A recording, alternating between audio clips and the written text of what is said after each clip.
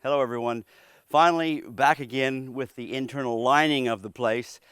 As I've done here, which is build this tiny house in situ, when we first started building, gosh, the rain, I was put off without working on it because of the rain, and now it's the absolute opposite. We're find ourselves in a drought. Everything is very, very dry, so I guess I can work no matter what, but certainly need some water in the dams.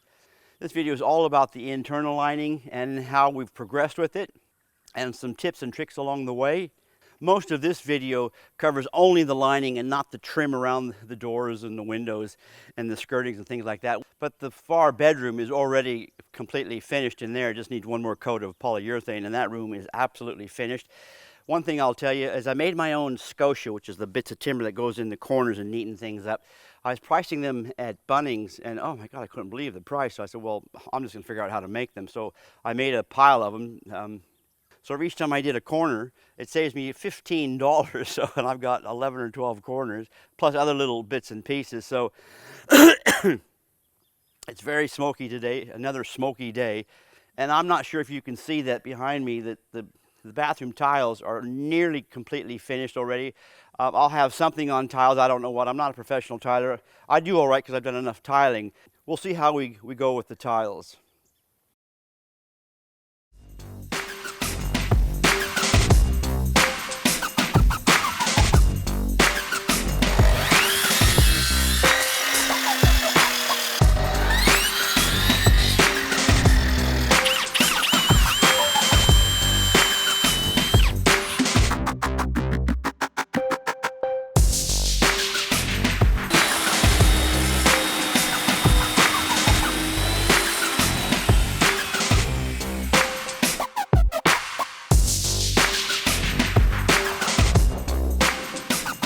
Hi everyone, finally I'm back. Look, let me apologize first off because, look, I get stuck into the build, I want to finish things, and to take time off to get certain clips, and there's a lot of clips to take, it takes time, and I get, not that I'm lazy, but I'm just get so stuck into what I'm doing, I want to get done.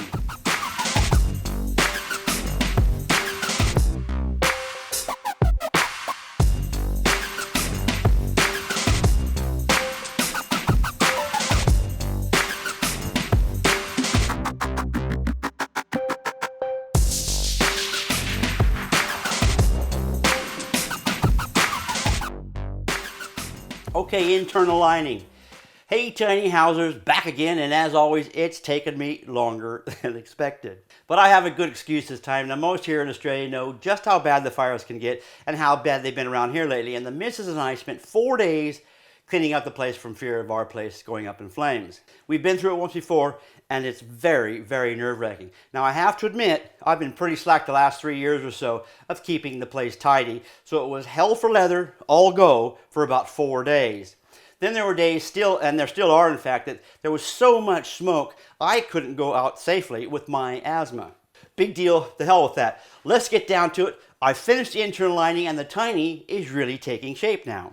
The first thing I think you should do before putting your first board up, and this is for everybody, is to take out your phone and take a pic of every single wall that has wires and plumbing in it. Now I think it's pretty obvious as to why you would do this. This little exercise in itself could be a real trouble saver, and it only takes 1 or 2 minutes, so why not?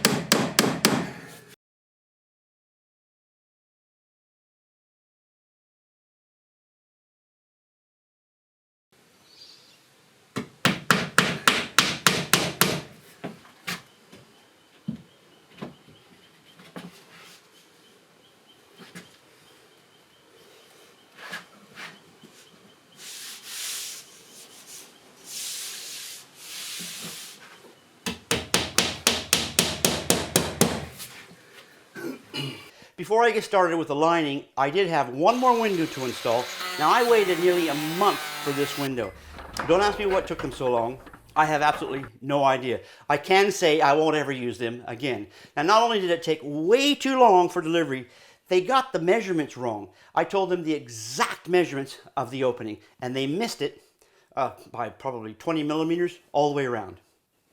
For the fact that I didn't have a finishing nailer, I had to do all the nailing with a hammer and punch. Now this is very time consuming, but it gets the job done, not really a big deal. Pounding in one nail at a time, taking out the punch and punching the nail head just below the surface, okay, it all takes time. And I think most of you, the DIYs who are building a tiny yourselves, will be doing it this way anyway. Seriously, who's going to buy a gun for the one project? And before any keyboard wannabe know-it-all builder jumps in and tells us, hey man, rent one. For most tiny house DIYs, the build is usually a year-long project or longer. I can't see many renting one, but hey, there you go.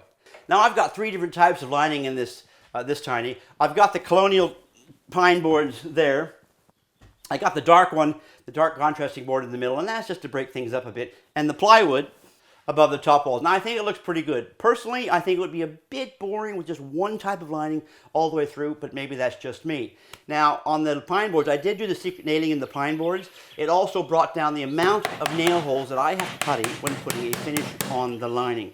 Anyone wanting to know how I putty nail holes super fast, click on the card up here above, or I'll put a link below. Now one thing I can tell you, if you're using linseed oil putty like I will be using, whatever you do, do not putty the holes before you put your first coat of clear on. You will regret it, I guarantee it. So that's it in this video. The next video that comes out, and I've already made most of that video, is how I actually waterproofed the bathroom. So you might want to watch that because it's a lot easier than what the professionals make you think. And there'll also be another video on how I do the finish on all the timber work, and because I'm not painting, I'm using a clear finish. They're very different between a clear finish and a painted finish. And although we won't be doing the painted finish, I will be going on about how I do the clear finish. And what's more important is how you putty the holes and with what. I hope this has inspired some people out there to build their own tiny house on wheels, or as I've done here, on skids. It can be quite complicated, but if you take your time and break down the projects one at a time, then you'll find it a lot easier. But remember, it does take time. For being on the Facebook group, there's been people on there that have been building like for over a year or several years. So it does take time, but it's a nice project. When you finally get completed, you've really got something to celebrate. I'm Rick. Have a fantastic day, and like always, stay safe, everyone, and we'll see you at the next video.